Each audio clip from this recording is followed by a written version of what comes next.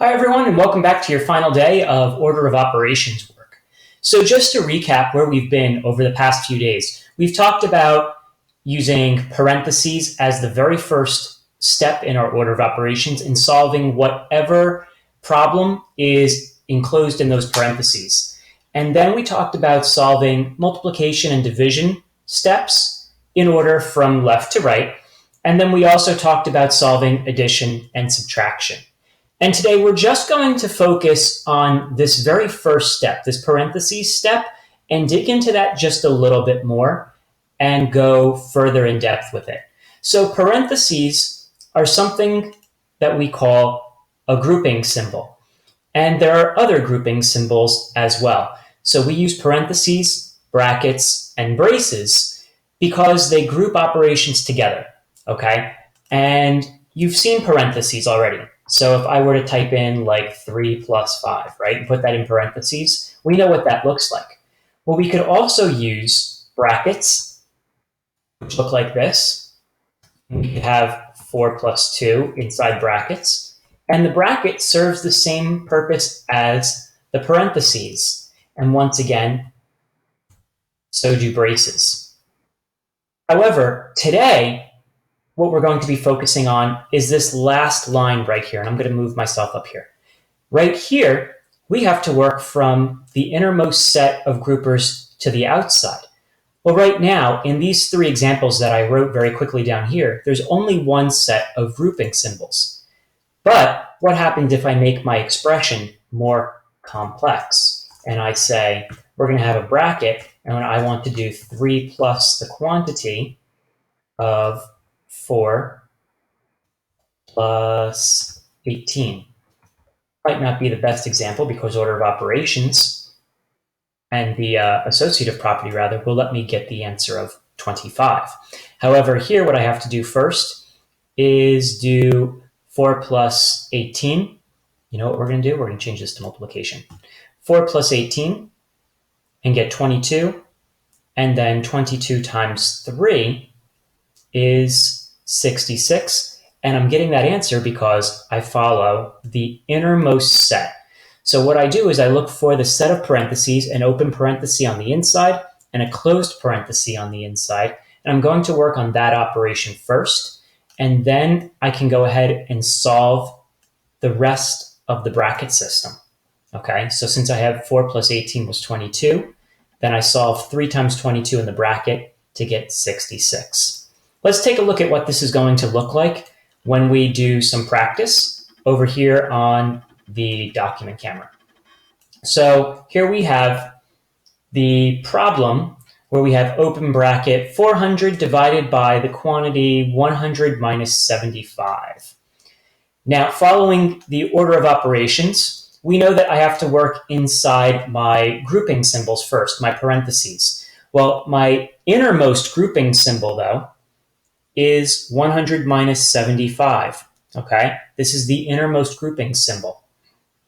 So I'm going to solve 100 minus 75 first. 100 minus 75 gives me 25. And now I'm going to need to do 400 divided by 25, and this is in brackets. Do I really need the brackets any longer? Not really, but I'm going to keep them there. And it's telling me to do 400 divided by 25. So to solve 400 divide by 25, I'm going to be left with 16. And 16 will be my final answer. Taking a look at what else this is going to look like. I'm going to add a step to our work now and give us some work outside the bracket system. So if I'm working outside my bracket system, that means all the work inside my brackets has to be done before I can work with this divide by 5. So this divided by 5 is really going to be carrying through my work a lot. So thinking of my order of operations, I have 100 minus the quantity 6 times 5, and this is within the brackets, but I'm doing, again, the parentheses first because it's the one on the inside.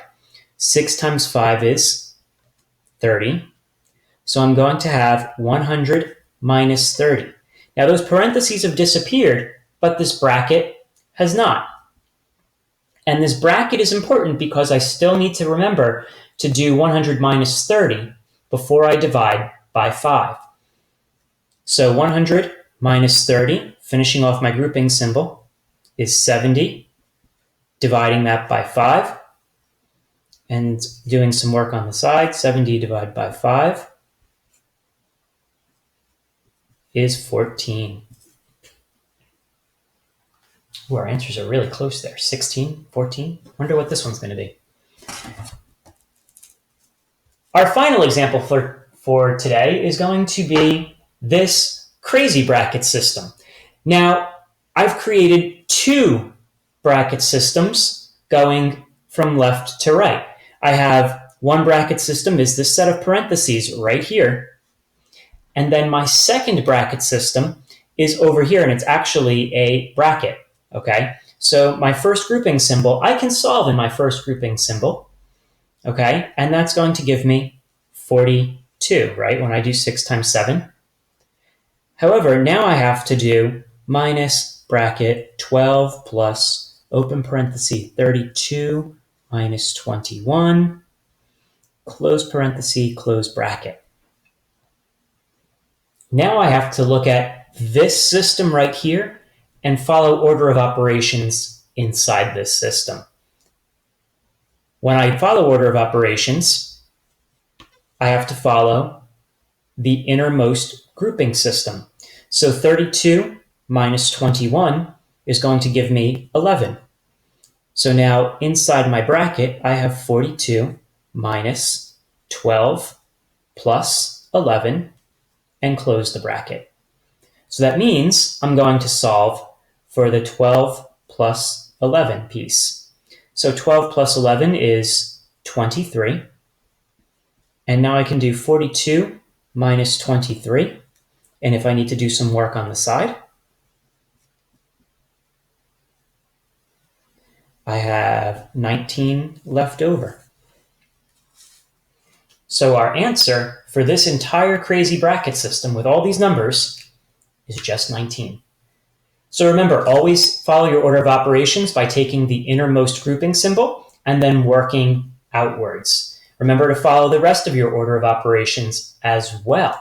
So remember, parentheses, multiplication, division, addition, subtraction. Always follow order of operations. Today you're going to be working in your workbook packet on pages 73 and 74. There are 8 problems to work on today, and you will once again be submitting a Google form to us. So do your best work, and if you have questions, reach out to us. Thanks, guys.